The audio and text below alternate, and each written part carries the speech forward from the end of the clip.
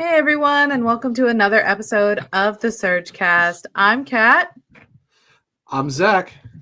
and we have a lot of things to talk about as Canes hockey is now fully back on. I don't think everyone's quite on that memo, but it technically is. Yeah. It's been and interesting and we'll few be days. talking about that, of course. But of course, we have a couple of things that we got to wrap up talking about the Four Nations. Jarvie has some special news, and I mean, the talk of the town is still Mikko Rantanen. So, woo! too much fun, Kat.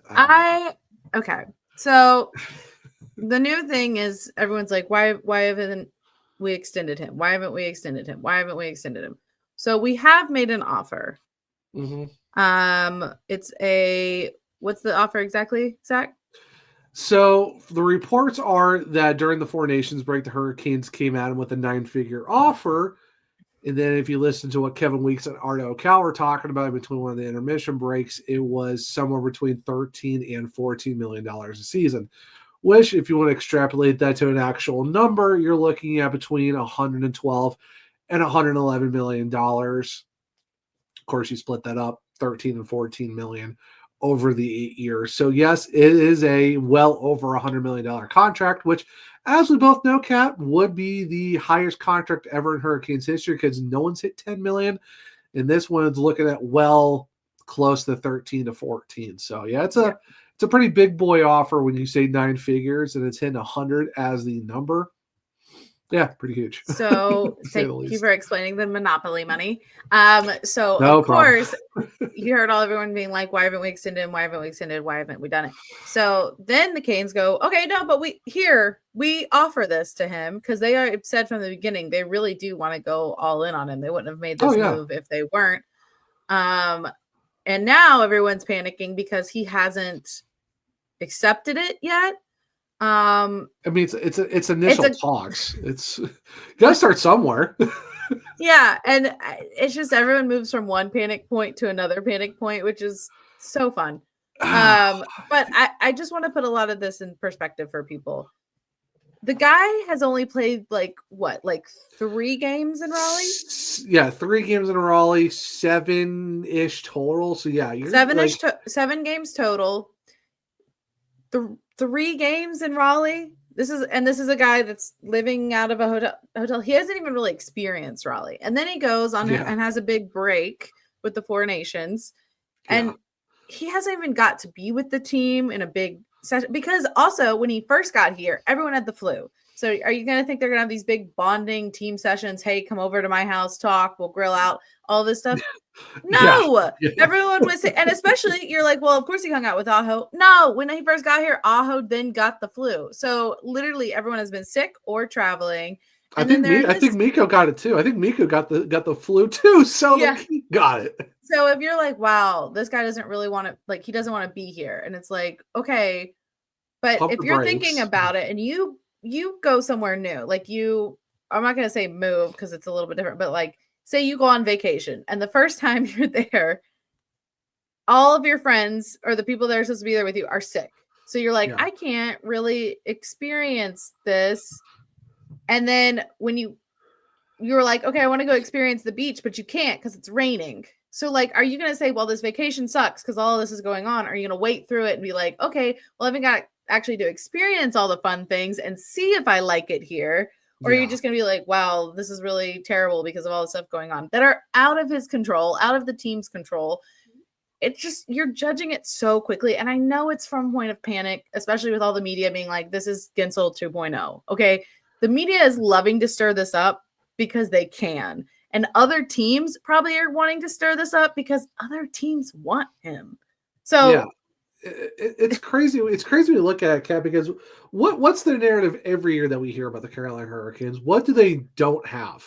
Everyone is always like, please make a big move. Get a big forward, someone that will score goals, someone that goes off in playoffs. Get us a superstar. That's what I'm saying. Every year like clockwork, guys. And we finally did it. And what are we saying now? Trade them. The Hurricane, they might flip him for the deadline. And I love how Pierre LeBrun said it in his latest for The Athletic. I do not see a move that's even going to come near to what the Hurricanes had to give up to get him. And for a forward-thinking franchise front office like Eric Tulsky and Dundon and Darren York, and also with Ryan Brindamore, why would you go trade Marty Necas, Jack Drury, and 3 draft picks for this guy? Because guess what? No team is going to be willing to match that offer. I'm sorry. Like, what team is going to give up all those assets for this guy? Because the narrative is always, we just said a Cap. Get a superstar, get a superstar, get a superstar. Sebastian Aho, not a superstar. Seth Jarvis, not a superstar. Jacob Slavin, not a superstar. That's a different conversation because let's be honest, they are, but that's a whole different time for another place. But you finally go get them, and then all the narrative is, Hurricanes might move them on from him because they can't sign him right now by the deadline. What deal have you ever seen, Kat, where you trade for a guy and immediately sign him within 2 weeks? But especially with everything. Don't. Well, especially with everything that I just said. Like you're judging off he was on the road. You're judging off these couple of weeks of a guy and being like, okay, he might not be performing the best. The team's not performing the best. There's been all these extra outliers. And everyone's saying, well, if you trade him by deadline, you can get something back from. There's not much you're going to get back in equal or better value. Not even now close. Everyone's having a little bit of buyer's remorse with Necas and Drury. And listen. I love them. Okay. They were a staple of the team. They were like, those guys performed. They're great. Okay. But the story was just as we're switching up where we're like, we always want a superstar, get a superstar. The Canes won't commit because they're not getting a superstar. There were also talks of Necas isn't performing, trade him for something, flip him for something, get something out of it before he just walks. And so this season, did he perform super well? Yes. And everyone was like, okay, maybe we'll change our tune. Maybe the Canes, that's what they wanted to see. But then he went on his normal slump and he was struggling. So the Canes did what many people asked for, of flip him and get something for him, make it worthwhile so that you're not just losing these assets. Everyone's like, wow, can we just get Necas or Drury back? And it's like, yes, Drury was a solid player. He was a locker room presence. Correct. But was he breaking up into the second or first line? No. With Necas, everyone's like, well, now look at him flourishing. Okay, first of all, he's skating with Nathan MacKinnon. Everyone does well with a player like that. And that's great props to Nathan MacKinnon. But also his numbers are his time on ice is up too. But also he wasn't, neither of these players, both of them had mentioned they would want to move on. They had mentioned it multiple times. You don't, after this season or after the next one, both of these players probably wouldn't have stuck around. So the Canes were like, let's get something for them. So instead of having this buyer's remorse of being like, we had something that was really going and we gave it up and now we're struggling. Like I challenge everyone to take all of these factors into consideration because yes, Necas is flourishing, but he's in a different system, a system that fits him a little bit better. And that's great. Is he going to have some slumps? Probably. I mean, if I'm looking correctly, the Avalanche aren't winning all their games. Like it's not like the Avalanche is like soaring and the Canes are going down. The Avalanche are also struggling. So I don't see why we're thinking the grass is greener all of a sudden. Yeah, they're in a wild card spot. And Kat, let's be honest. What do we hear all last year from Canes fans? Get rid of him. He's not that good. Yada, yada, yada. Like it's just you can't keep changing the narrative when it's, he's popping off. Let's keep him. Oh, we got rid of him at the wrong time now. It's like, but you wanted him gone last year. You wanted him gone 3 seasons ago before he had a 71-point season. So let's keep it real here for a second. Let's stop with the flip-flopping of, I want him this whole time. Actually, no, you didn't. And all we hear is go get a superstar. You finally get one. Oh, well, the Hurricanes aren't doing good. They're not going to keep him because he's not playing well. I'm sorry. Then you can't change the narrative again where you're saying the Hurricanes need a superstar, and then the minute he struggles a little bit with all these circumstances, then, they're going to trade him. Okay, then I don't want to hear you say the Hurricanes need a superstar then. So it's like this narrative changing and all this flip-flopping of what the Hurricanes need to do. Makes no sense. I've never seen this type of scrutiny around a team with a guy who they just traded for. It's played less than 10 games with them, and then it's acting like, oh, they need to sign him right now. If they don't sign him, they might trade him. Like I said, I don't know any guy, Cat, that you can say is, oh yeah, we're gonna go get this guy, and then immediately within 2 weeks sign him to an extension. Well, that doesn't happen. Like that doesn't happen very much. Yeah. Like, why would you give up all those assets and then punt on 4 more months of figuring out a contract? You have to start somewhere. You can't just go and give a guy, here's your contract, that's it. No, you got 4 months to figure this out. What's so interesting to me though is the discourse around the Canes for years is at the trade deadline or at other times, they wouldn't go big. They wouldn't do that home run hit. They're not splashing. They're try not big to go game for hunting. it. Yeah, they're not big game hunting. Ever. The fans would get frustrated by it. The media and they would be like, I don't know if they've done enough to really push themselves over that hump. So now we've done it. A move, a big move and a move that kind of came out of nowhere. That's probably why it's a little bit more of a splash because we don't do that. We finally transition year. It was in a transition year too. We finally done that. Yeah. And speaking of previous seasons, Rangers, Panther, everyone has done, they've garnered, picked up a lot of players and really stacked their rosters. And everyone's like, oh, look at what they've done. And then if they don't succeed, nobody really is harping on this or just oh, well, they lost that person.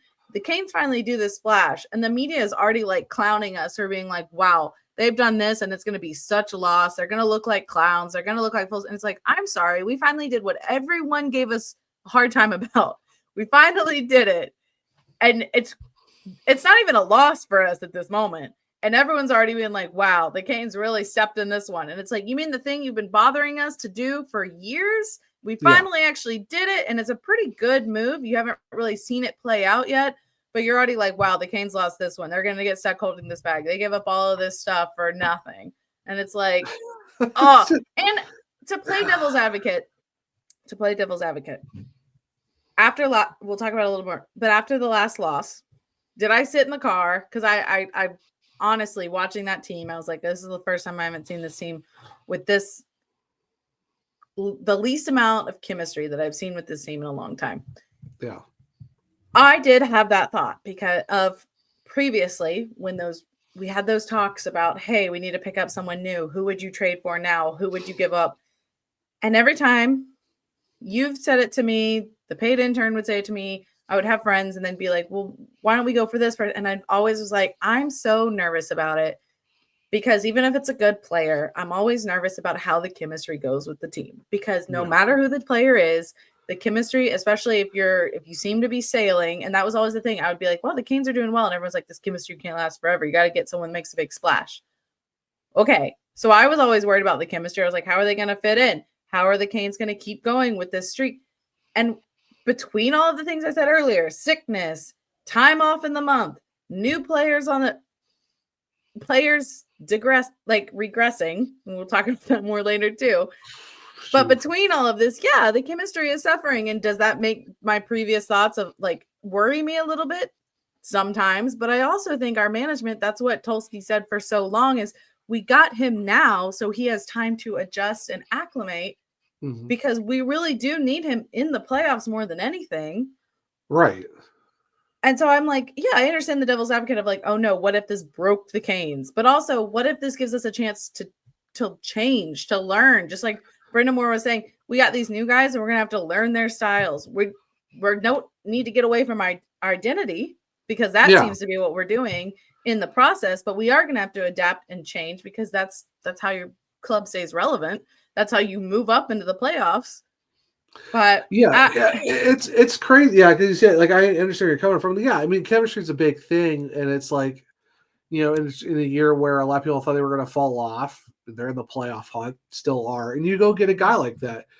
You go get a guy that's a franchise-altering player. Yeah, it's going to take time. I mean, when the Hurricanes got Mark Recchi and Doug Waite, those guys had to acclimate themselves too when they will go win the Cup. I mean, Mark Recchi went 8 games without a point, and he figured it out. And Doug Waite took a little bit of time too. It's just one of those things where, you're talking about a guy who's been in a system for so long in Colorado, comes to Carolina, he's got to figure it out.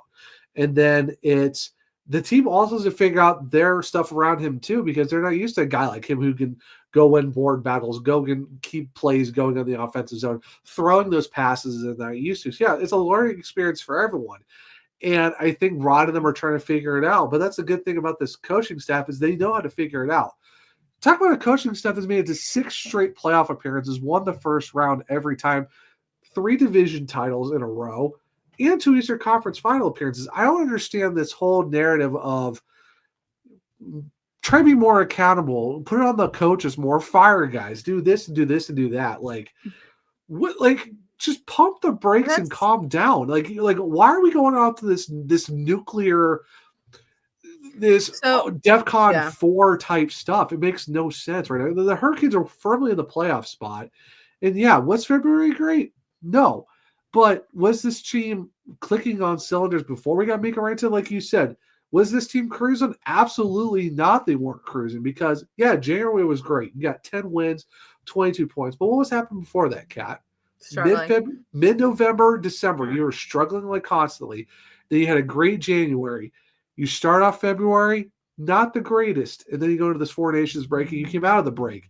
Played not so great hockey, but you have 9 games out of the 14 in March. We typically just play give well. It time to turn. Just give it time to figure itself out. Let it play out, guys. Like, we typically play well going into the break, even if it's just the All-Star break. And then a lot of times we hate it because then it kind of takes our momentum. Yeah, we start slow every time. Which I feel a lot. I do. Again, a reminder, because I hate losing. I'm going to tell you right now, as optimistic as I am about this, I hate losing. And I'm not over here like this team is doomed. I'm just like, I hate losing so much, which is, why the last TikTok video I posted, it was a quote from Shorzy that I greatly resonated with in the time. But guys, a lot of people are like, well, they're not afraid to lose. With all of this talk and everything, well, everyone's like, yes, this was the team I expected. This is the team that I expected this year. I expected them not to be this great and the chemistry to be off and all of this. That's great. If they defied your expectations for the first part of the year, and now when they're in the second place in the Metro, that now you're like, well, actually I was right. And here's my I told you so, guys. That's fine. I feel like a lot of teams this season are defying expectations one way or another. And you can be like, well, this is the team that I expected. Great. They weren't that team this whole season, and they could easily get out of that as well. Yeah. It's just, and it's a reminder. Listen, we're second in the, I know we say it over and over again, but we're second in the Metro. With the team closest behind us is the New Jersey Devils. I have a lot of people I follow that are New Jersey Devil fans. Guys, it's not just us. I have, on my Twitter feed, I've literally seen them post, will the Devils win a game again? We are not the only teams in skids and struggling. The Jets were on a skid. The Jets were on a skid at one point. Feel it. Of course, you're going to hear about everything about the Capitals nonstop. Sure. That is probably unrealistic to compare the Canes to them right now because, honestly, no one saw what's going on with the Washington Capitals. No. Great for them. Don't really have a team to compare to them right now. Even the reigning, previous Stanley Cup champions are not having the season that the Capitals are having. And you're like, well, the Metro, the wild card is quickly catching up to them. Great. The Blue Jackets are doing their thing and pushing back up, but we still have games on them. And of the two, I don't see the Blue Jackets coming over. The Canes are going to figure it out. Maybe we're going to be third this time okay, that's fine. That's still making playoffs. We have to fall out 2 to 3 spots to be out of this. And I don't see the Canes doing that, especially not under Rod Brind'Amour. Yeah, you would have to fall out of the Metro. Then you got 2 wild card spots. You would essentially have to lose 4 playoff spots with 24 games left. With teams that are fighting for it they're not super on fire. They're also struggling and fighting with each other just to get these points. So it's not wow, you have this really hot team right on your trail. The team right tied with us right now is the Devils, and they are also struggling. Do you want to feel the fire at your feet to okay, guys, we got to really step it up? Yes. But you can't be well, we're throwing the season away. You can't, give it. Get me out of February. Wake me up when February ends. Honestly, we'll talk. I want to move on because I could talk more about this nonstop, and I'm sure we will because everybody between the Canes and the media, we are the talk of the town right now. Oh, but don't get me started on media, and then of course I get bombarded with questions of, hey, who do you think this team and this team and this team? What guys can you get? I'm like, stop. I want to end on with the trade rumors about, if you're not going to listen to us, you can listen to insiders at least, because Pierre LeBrun said, like, a lot of people were like, the Kings are actually calling around to see who wants me. No. Nope, not the case. I don't know who started that. Teams are calling the Canes, and I'm going to tell you right now, it's probably teams like the Blackhawks and teams that have a lot of cap space, but are not anywhere near what Carolina is.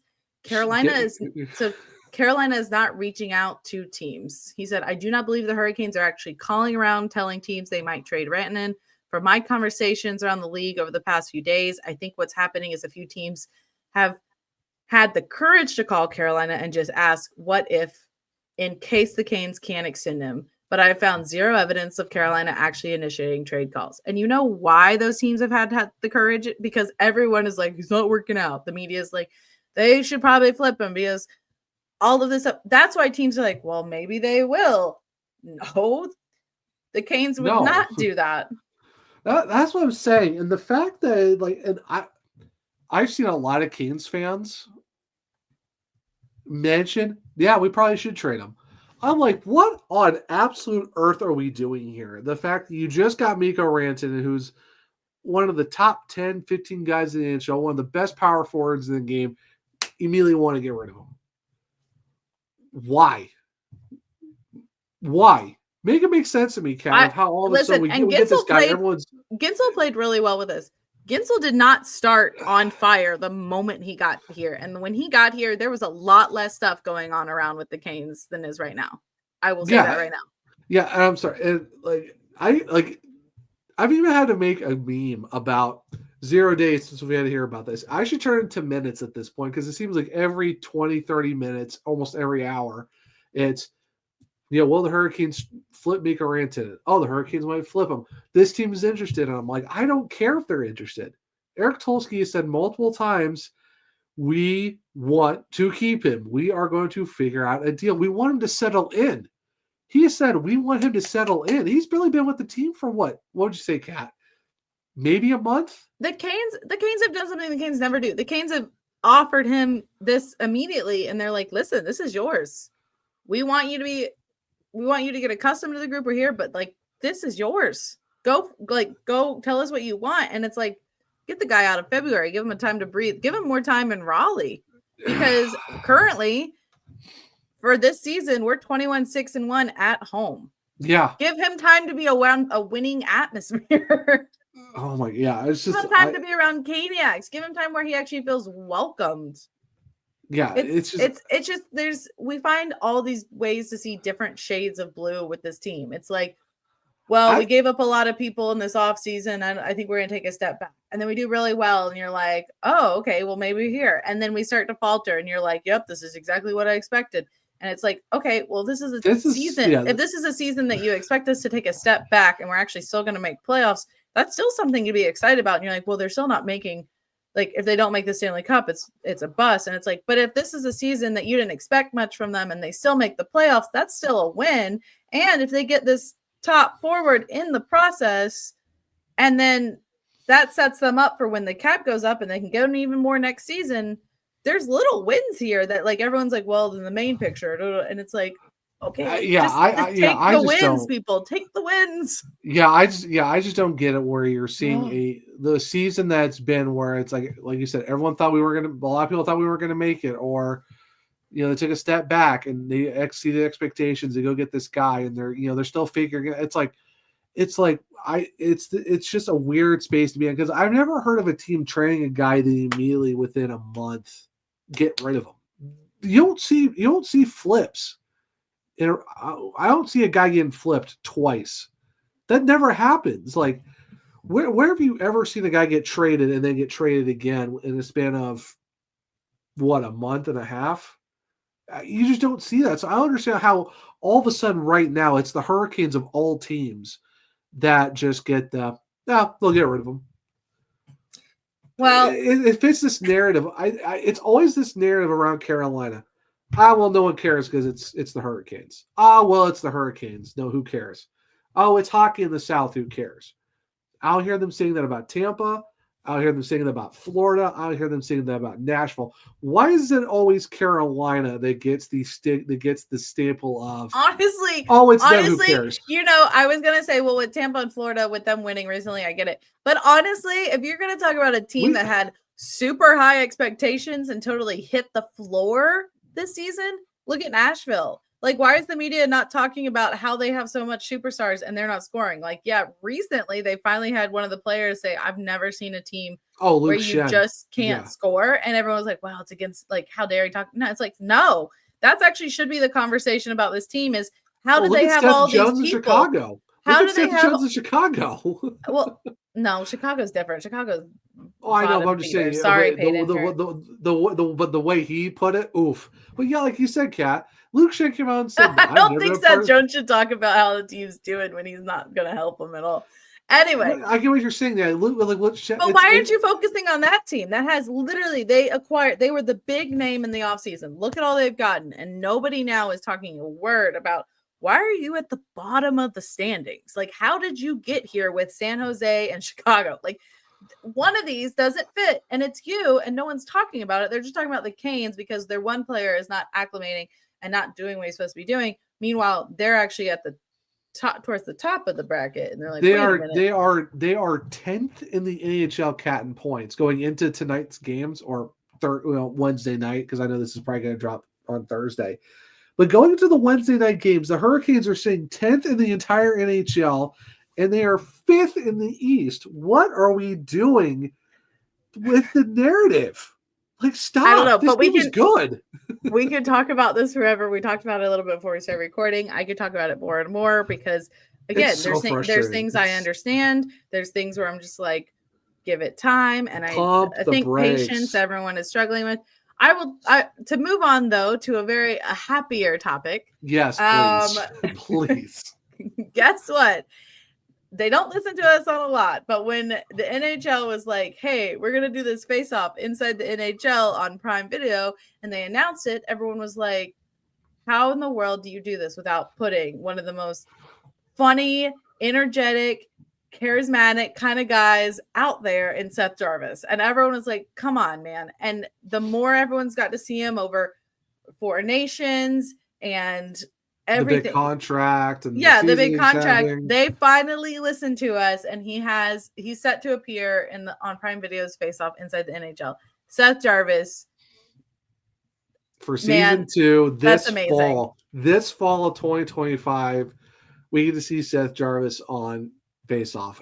I'm excited, Kat. You know this is going to be amazing. Like, I just want the rest of the league to see more about him because, like, I think now they kind of have an understanding of him, but I think this will be funny. I think it'll be great inside. I mean, just that video of him watching the game, and he was sidelined, and he was sitting there, and he was like, "Oh, that's a penalty," and he's like, "Ooh, Aho, who wants to fight Aho? I kind of want to fight Aho."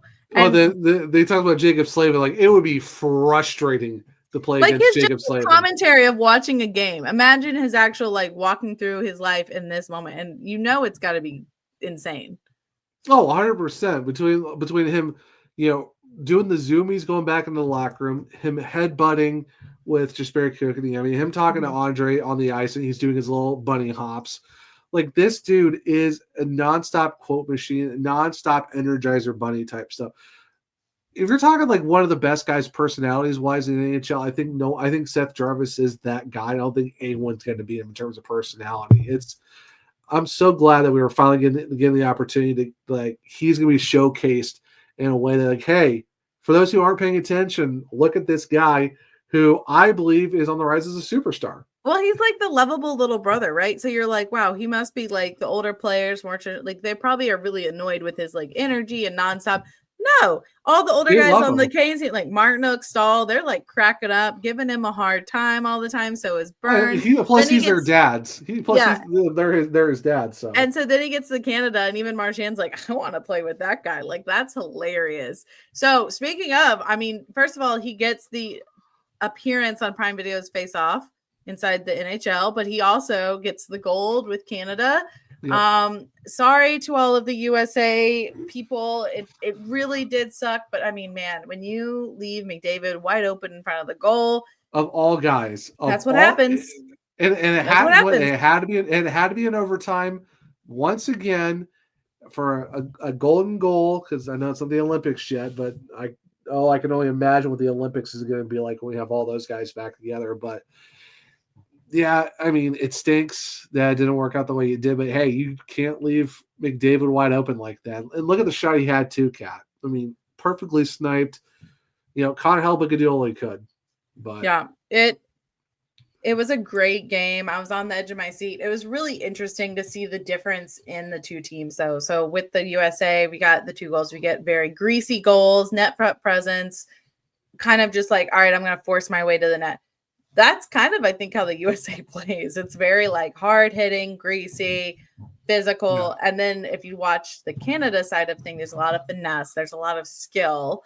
But I loved, again, that everyone was just talking nonstop about Jacob Slavin, and they were continuing to talk about him in the championship game. He was shutting down Seth Jarvis. He was shutting down Crosby. The times they scored, Jacob Slavin was not on the ice.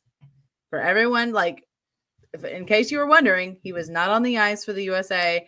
And honestly, I don't know what went on between the Saturday game and that championship game, but the USA defense was not good. Besides Slavin and Faber, like the rest of them, very, very bad.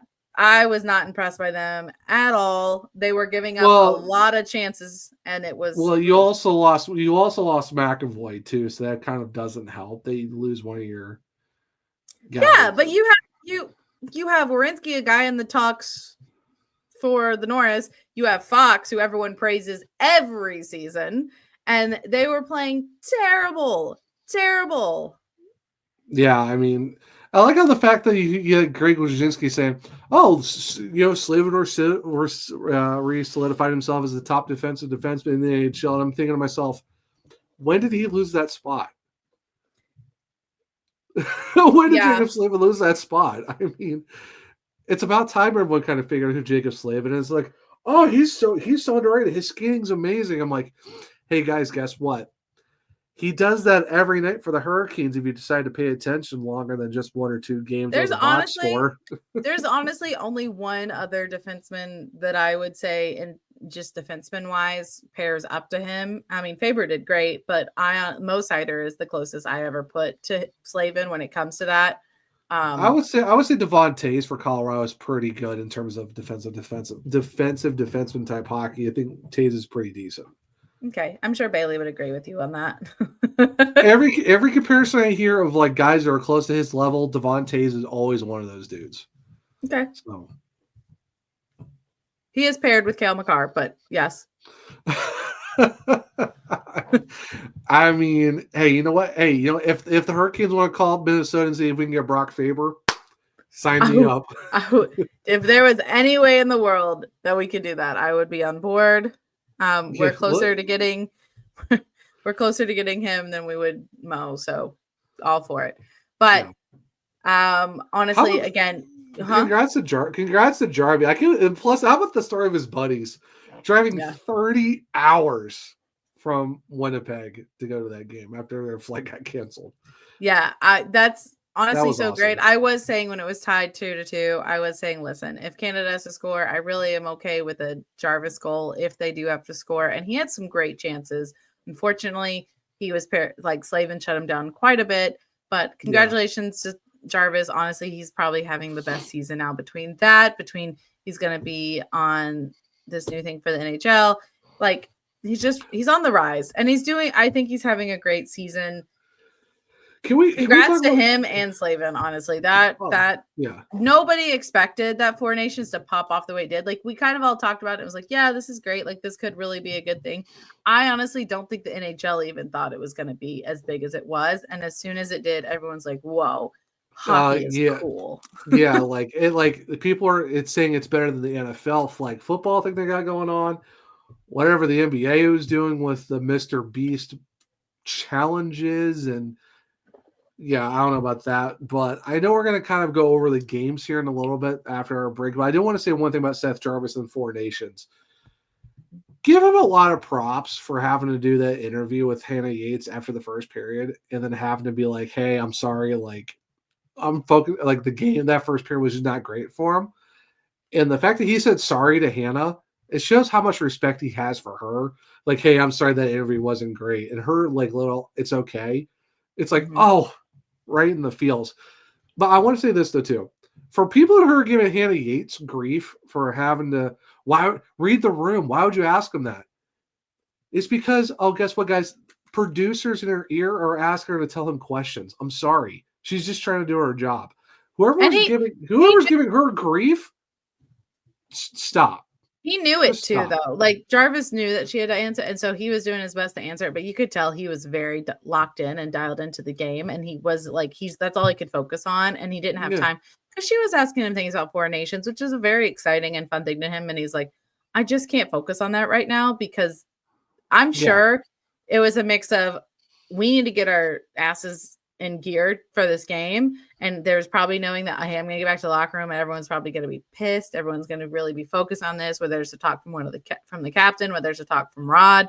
So he's probably very focused on that and on his own performance. So I loved the view. Like, a lot of people, there's mixed views on it. I love the viewpoint of it, of you get to see Hannah doing it, and you could tell when she was asking the questions, she was trying to be very gentle about it, being like, hey, I just got to ask you this, but I understand. And then when he was like, I really just can't focus on it, I'm so sorry. She was like, I know. She was like, I had to ask it, but if you can't get me anything, that's fine. That exchange between the two it just showed how the Canes kind of are a family, especially with Hannah and Mike and Shane and Tripp. Yeah, people are giving Hannah grief about that. Stop. She's just trying to do her job, and she did read the room. She understood that he wasn't feeling it, and some people are saying that, Seth is still drunk. And I'm like, that was Thursday to Saturday. If you're telling me he's still hungover by Saturday, that's a problem. That obviously he wasn't. The dude was just not. There were some comments that were like, that's such the drunkest answer I've ever seen. He's so hungover. I'm like, how is he hungover? Zach, you need to get off Twitter. How do you find these terrible? Dude, you find these and then you're like, oh yeah, it's out there. And then it graces my feed. I'm like, great.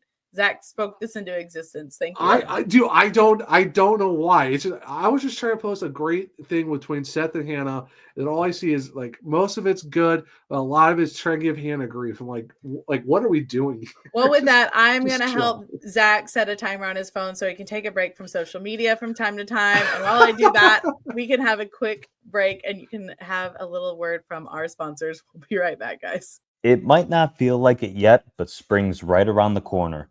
Know how you can tell? Golfers are hitting the links, and we have some tournaments to talk about. And if you want to do more than just talk, put your money where your mouth is. Get in on the tee to green action with DraftKings Sportsbook. From Thursday's opening round through the closing round Sunday, DraftKings Sportsbook has you covered with tournament props, live betting, odds boost, and so much more. If you've never bet on golf before, it's easier than you think. Just pick something simple like a golfer to win the tourney and make your pick. It's just that easy. Hey, the big tournament coming up, the Masters here in April. Right now, Scottie Scheffler plus 350 to win the tournament. Look to get in on that action. And here's something special for first-timers. New DraftKings customers bet $5 to get $150 in bonus bets instantly. Download the DraftKings Sportsbook app and use code THPN. That's code THPN for new customers to get $150 in bonus bets when you bet just $5. Only on DraftKings. The crown is yours. If you're looking for another local sponsor for our podcast that has been around for quite a while, I think Zach's got a few things to tell you. I mean, Primo X Hockey only has been our OG sponsors even before episode 1 back in 2022, Cat. We are now on 3 years with Primo X Hockey being one of our main sponsors, and cannot say enough about those guys. If you go to PrimoXHockey.com, go to checkout, use code the SurgeCast, you get 20% off your order, and they also got free shipping, and they also get internationally too. And the thing is, they are open Monday through Saturday, occasionally on some Sundays. But the good thing too is, $5 skate sharpings. If you need to get your skate sharpened, go check them out. They're at 1401 Diggs Drive, Suite E, 15 minutes from the arena. Basically you're helping out fellow season ticket members for the Hurricanes. And like I said, just a great group. If you're looking for sticks, indoor, outdoor pucks, tape, laces, they even got really sick merch too. We're talking hats, flags, t-shirts, koozies, whatever you can think of, man, they got it, and so much more. I'm just glad they've been with us for this long. I can't believe it's been 3 years, Kat, that we've had Primo X Hockey. Honestly, the paid intern and me are going to try to get some skating under our belts, because we eventually maybe want to do a beer league.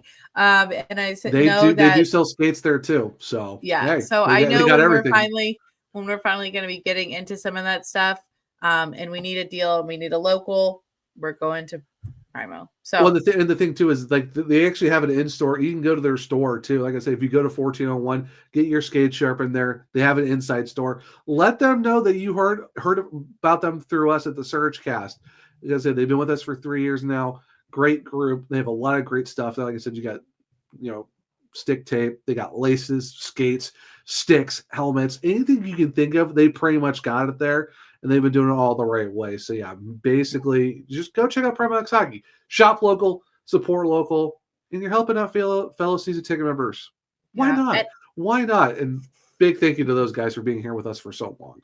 Yeah, and then, of course, I want to I said it at the top of the show, but I also want to do a reminder, is that we now do partner with the NHL Shop. And guys, there's a bunch of fun things. I mean, you've got the Four Nations gear. I know the jerseys are a little much, but if you're looking for a t-shirt, a hat, anything that fits your fancy, or hey, maybe you have Christmas money left over somehow, and you want to splurge a little bit, or it's someone's birthday gift and you do want one of those awesome jerseys, I definitely do. A Jarvis Canada jersey would be. But also, if you have fans of, some of the stuff for the stadium series also is really awesome. Unfortunately, they don't have like the Red Wings helmets, which I think is the coolest thing. But if you're looking for anything throughout the year, it could be for one of these big events for the NHL, or just throughout there, you want some more gear. If you use our link for the NHL Shop, you're helping support your favorite podcast, which we really appreciate. Guys, we really don't do this for anything except the love of talking hockey. Yeah. But if we had a little bit of help on the back end, is even more fun talking hockey. And honestly, it's not anything different. You go to the link, it's just like normal ordering. So yeah, help out your favorite hockey podcast. And we're back. Again, as always, take advantage of the great offers from our sponsors. And if you're, again, feeling like you want to get some new NHL gear, we love that we are an NHL Shop affiliate. Please use our link to go and get all of your swag. If you're going to get it anyway, just go ahead and support your favorite podcast. We really appreciate it, guys. You guys listening, you guys tuning in, and you guys using our codes. We really do appreciate it, because it helps us continue to do the thing we love most, which is talking hockey.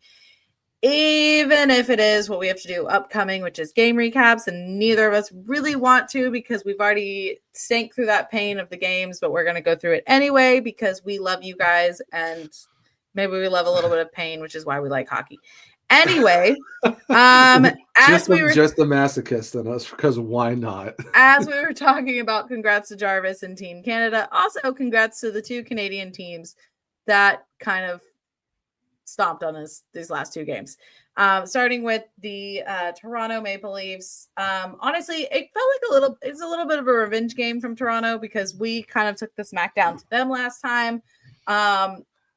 It was the 5-year anniversary of the David Ayers game. Yeah. And somehow was in Toronto that same night, and everyone was kind of clowning the Leafs and Steve Dangle about it, and the hockey guys were like, "Oh, okay, Got a little something for that real quick. Yeah. It's a fun memory. I celebrate what happened and the game, like how the game unfolded and how the Canes went ahead and won. Don't fully celebrate the person anymore after some things came out. But maybe that was a little reminder with this game is, hey, you can do some great things and things can also stink. But with the Leafs, unfortunately, with what Rod has been, and Saul have been saying recent, like their last talk with the media, is we've been getting a little bit away from our game, and that starts defensively. I think this was really obvious in the Toronto game that our defense was just, it wasn't what our defense has been. And listen, the structure is gone. Like they're not doing that. They're not solid. Game. No, they're not solid. They're letting pucks get past them. They have to race and go and stop and then maybe commit a penalty. They're clearing the zone has been a little bit sloppy. The passing is bad. Guys, I will go ahead and say it. I said Orlov fell off since his hit from Hala, and I will say by it. He's throwing the body a little bit more. I saw it a little bit in the Canadiens game. I do think he's struggling. I am also, listen, guys, we are very aware. After seeing what Slavin can do in the USA for the Four Nations, yes. Could Slavin do more with different defensive partners? Yes. I love what Burns has brought. I love him as a player, like in general, but I do think, I don't know if I agree with him being a first line anymore. Rod even said, like, hey, we're giving him, like, this is the first time they weren't really tasked as being a shutdown before. That had been Slavin and that had been Pesci and that had been Shea. This season, it kind of transitioned a little bit where it was kind of Ghost and Walker, but more Slavin and Burns. They're like, they weren't really the shutdown. Now they're being tasked with it. Their roles have changed. In saying that, I think we've seen that when the roles change, it's not good. It's not good. He has some defensive plays, but he also, there's just some slips, some clears that don't get out, some passes that are wildly not safe. Leaving the goalie to dry. Yeah, it's been all kinds of, I don't know. I think outside of Slavin, the only other guy I could say that's been playing well is Walker, yes. Well, Walker and Chatty. I would say Ghost did score a goal against Toronto. So but Ghost has been struggling for a while. He's been struggling a little bit since his injury. But I would say Chatfield and Walker have probably been the two guys that have been mainly consistent. And honestly, if we had to change the defensive pairs, give me Slavin and Walker. Which is funny though, because if you look at those three guys that we just said, I would argue on those three pairs, those guys are typically the more defensive ones, and the other ones are the ones pinching for the offense. Yeah. What are we struggling with right now? Offense from the defense, and who are the guys struggling right now? The offensive defensemen. It's wild. So I see it, guys. I see it. And listen, when I tweet out or whatever I say, and I say, "Oh gosh, Burns," and everyone's like, "Well, the whole team's playing bad." Agreed. But when I say that, it's because I see one pass where he just in our zone gave it away to someone right in front of our nets. He muffins the pass. It's Father Time is really good. Father Time is really caught the Burns in the worst way. I like the guy, but it's like he's trying to do it, and Canes do it a lot. It's like he's trying to do too much. Like he's gone from 61 to 41 to maybe hitting 30 points. Yeah, the drop off has been pretty steady. I think I think what's with Burns is he's still excellent. As he gets older, though, he's going to be slower. Like as in shape as you're going to be, you're not going to be faster than some of these young guys, especially guys on offense. His shots, yes, are they strong? Yes, are they hard? Like all of that. But if he's not changing them up in a way that's going to get them through, like give me his shot, but he's looking for Rantanen in front of the net, because there's been many times where Rantanen has gone to play that role and Burns doesn't find him, and it's like, well, that's when you're not utilizing what you can do and what the new player on the team can do, and you're just sticking to the same old thing. I do think Ghost has been struggling as well. I don't think listen, this is my couch coach coming out. Do I think Ghost is struggling? Yes. Do I think Ghost is struggling enough that I would take him off power play 1 and put Burns there? No. No, for, the power play one was fine with speed Ghost. alone. For speed alone, for the guys that are on power play unit 1, and when they actually start moving and moving the pass around, and you need someone to get to the point for that drop pass and all of that. Ghost is that guy. Ghost is at least quicker on his feet for that. Like, please. But the power play is 1 for 15 in February, Cat. Yeah, the power play hurts. 24th in the NHL. Guys, for everyone that's saying, well, you lost your entry man in Natchez. Yes, did we lose entry with Natchez? Yes. But before he was traded, the power play was already going downhill. He was getting stopped on the entry. He was losing the puck on the entry. It is not just one player that made this change. It was already going downhill. So I don't know what the answer is when they start moving the puck and actually skating and passing and moving and making the defense move.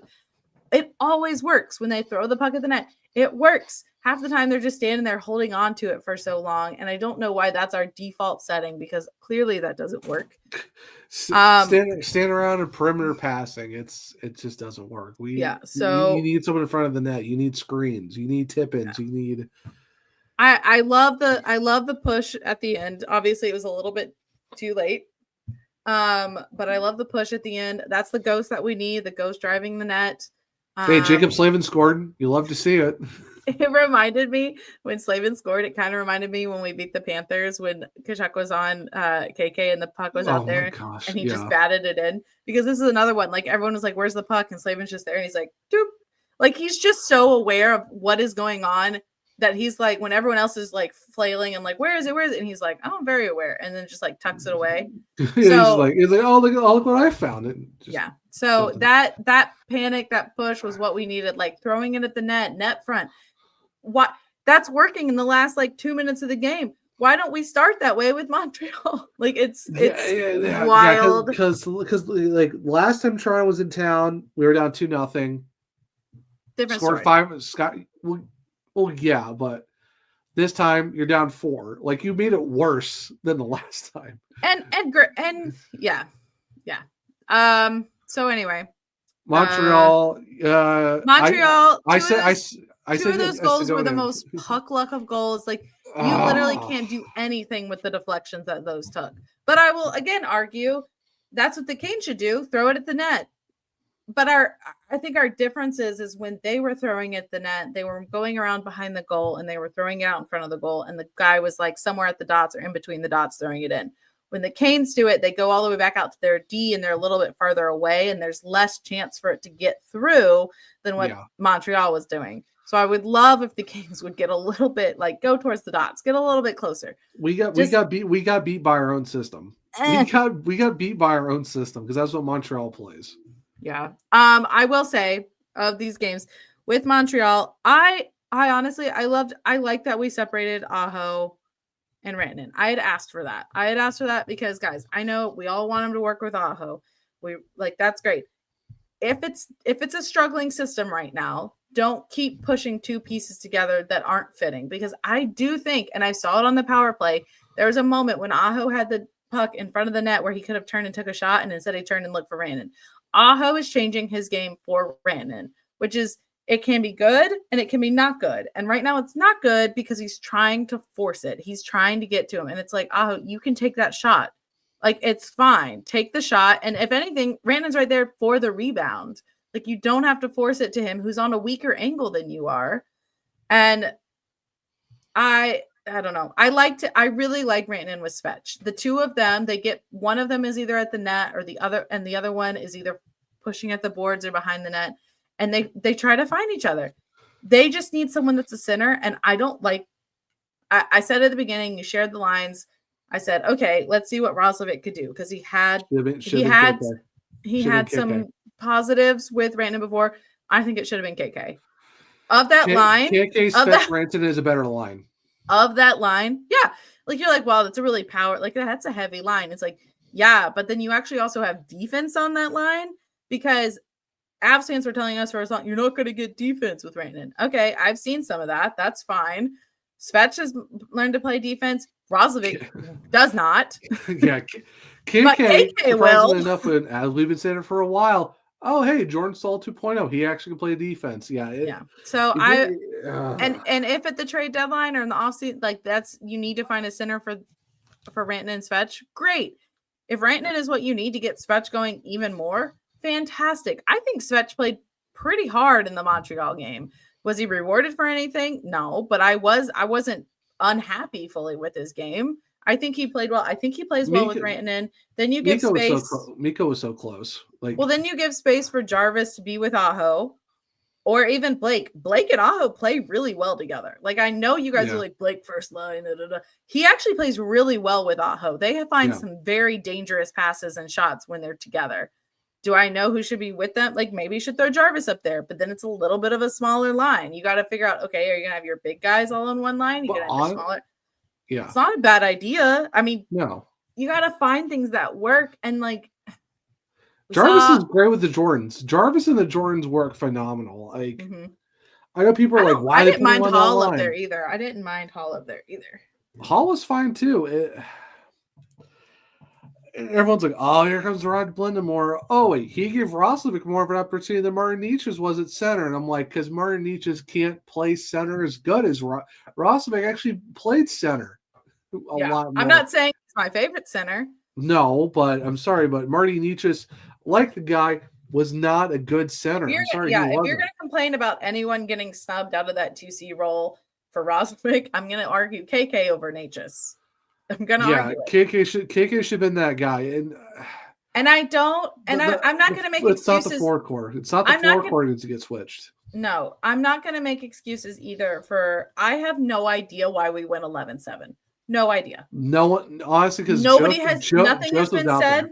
No, nothing has been said. Joe's practiced and all of a sudden, or like warmed up, and all of a sudden, and unless something tweaked, but I don't. Nothing. Did anyone say anything about it? I've heard nothing about it. No, did anyone ask Rod? I don't think anyone did. I don't think it was asked, honestly. Wild. Because you also got to remember too, Hannah was the only one that's up there for Canes Media, so that's true. I am very curious. I'm so interested because 11-7 is like your last resort, like when you don't have enough people, unless Joe's like something bothered him in warmups. But I don't see why you just randomly scratch him and then get a guy that barely plays any minutes, and then you're already making your forward work harder. Not even 2 minutes of ice time, and had 0 shifts in the last 2 periods. It honestly is giving me that Joe must have tweaked something, because there's no way in my mind I can see Rod doing that, but that's just me. I'm not going to make excuses. I'm not going to make excuses because maybe he felt like it, but I'm going to say I feel like Joe's had to be injured in some way, but I don't know because we never had a follow. Yeah, I don't know. That game was just weird. Like, the thing was, like, the score doesn't indicate how the game somewhat was. Because the Hurricanes had a lot of chances. Sam Montembeau had made some huge saves on Aho and Rantanen, and the Hurricanes had a lot of posts. Yeah, they just don't have the puck luck right now. They can't buy a goal right now, Kat. Guys, there's a lot of skill involved in hockey. There's also a bunch of puck luck. Bunch. And I might, like, if I tweet out and I'm like, okay, there's 0 puck luck. Okay, and you're like, well, there's not skill or cohesion. Yeah, that's true. But, like, if you don't have anything else going for you and you don't even have puck luck, you're screwed. Like, you can have your worst night ever, but if you have a little bit of puck luck, you're going to get one. Yeah, like you're always due for one of those weird goals where it goes off a goalie's butt or goes off a dude's skate or of another guy's which Montreal tried. They tried to get a goal off the back of Freddie's mask, so props to them. But anyway, so that sucked. They sucked. I can't sugarcoat anything except I like some of the different lineups. I like some of the efforts. It sucked. It sucked coming out of break like that. I will point out, I pointed out during the Toronto game, a lot of teams struggled coming off that break. A lot of top teams struggled. A lot of teams got the breaks being off of them. And there's a lot of teams that lost bad. There's a lot of bad games. But I'm excited because we're finally all going to be back at home. Am I going to be busy as crap going to all of these games? Yes. Absolutely. But if I can will them from my seat, I will. So looking forward, we've got the Buffalo Sabres, which they're 7-3-0 in their last 10. That's including a 4-game winning streak, Kat. So yeah, and they breaks up the Rangers, I believe. Recently. 6-1, if I'm correct. So we've got them on Thursday, and that is going to be which I guess is this whenever this is out. Whalers Thursday before the game, yeah. Whalers night. Hence, if you're on YouTube, you can see I'm wearing my Whalers hat the whole time. Yes, it's the 6th edition of Whalers night. So, woo! Cue up the brass bonanza. And I love that we won't see Christmas colors on the ice. I'm so excited about that. It's gonna be a lot. We're 4-0-1 in Whalers night. The only one we lost was in a shootout to the Boston Bruins. But hey, you know what? Unbeaten. Knock on wood, you keep that going. Because we need a win in the worst way, especially for a team who is dead last in the East, even though they're 7-3-0 in the last 10. And I mean, they're with the goalie that we're facing. I would hope we could get some by him because I don't. Ukko-Pekka Luukkonen is his record is good. His goals against save percentage is not. His save percentage is okay, but no. But anyway, so then we have real good. Now, if it's James Reimer, we might have a better chance. Yeah. So then we have on Saturday we'll have the Oilers, which will be interesting because we always actually play up to our opponents. It's a back-to-back too because we have them Saturday and then Calgary on Sunday. Yep. Welcome back, Canada. I mean, we cannot lose Sunday for the fact alone that I do not want to give Kyle that satisfaction. Oh gosh, please no. I'm honestly really surprised we've not heard a word yet about you guys want to do a live stream on THPN. Make sure to go check that out because it's always a good time. I don't know if we're doing one, but yeah, we cannot give Kyle the satisfaction. Like just no. Like yeah. So with Buffalo, they are last in the East. Keep that in mind. We're also not gonna really want to keep in mind the last time we played Buffalo. With Edmonton, they're second in the Pacific. Of course, Leon Draisaitl doing Leon Draisaitl things. But we do need to know last time we met with Edmonton, it was an overtime win for us. That's because we came back down from 2-0 and won into overtime thanks to Sebastian Aho. Yeah, we do need to keep in mind that we do have a guy named Jacob Slavin who typically shuts down McDavid on a nightly basis. And we'll have home ice last change. So with Calgary, they are the second wild card in the West. And last time we played them, we got a 4-2 win. Yep, that was the state fair trip. So, and then lastly, with the upcoming 4 games, we'll have the Red Wings in Detroit, and they're the first wild card in the East. And we haven't played them yet. I don't believe we have. Wild to think how many games we have left, and there's teams we haven't played. It's Montreal Cat. That was our first time we played them. That was our first time we played them all season. Was on Tuesday. Yeah, weird. And the thing is too, by the time we come back and recap these games, Detroit might not have the first wild card because they play on Saturday against the Jackets in the Stadium Series, which I've heard nothing about. I've heard hardly anything about the Stadium Series. Yeah, they went all out for that 4 Nations, and then the NHL is tired. They're like, we forgot about the Stadium Series in Columbus. Oh no! And to put them so close together is interesting, wild. Yeah, so it'll be interesting to see how. Detroit, like I said, they're in the first wild card spot. Raymond and Rasmussen and Seider and Dylan Larkin, who had a great. Larkin's coming off of a great huge 4 Nations. DeBrincat and Kaner and. Hey, they did trade Billy Husso to the Ducks for future considerations. So I guess one goalie less we got to worry about. Oh my gosh. I don't know who we're going to face, but I mean, it's in Detroit.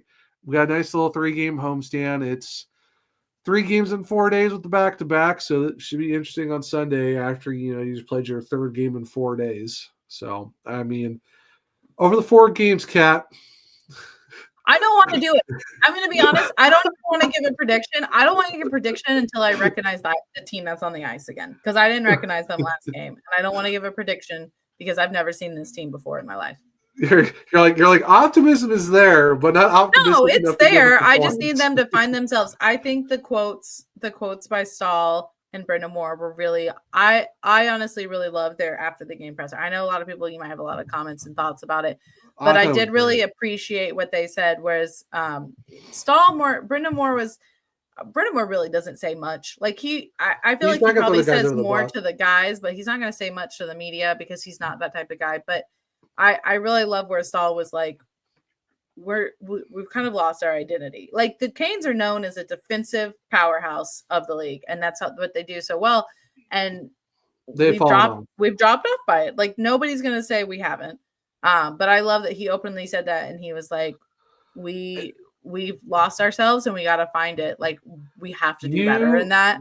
You have to know Tim Gleason is absolutely fuming at how this team is defensively, because he takes a lot of pride in that defense being really good, especially the penalty kill is still 2nd in the league, but 5-on-5 defense is not great, and he is probably seeing smoke, especially after these last 2 games where when you get outscored 10-3.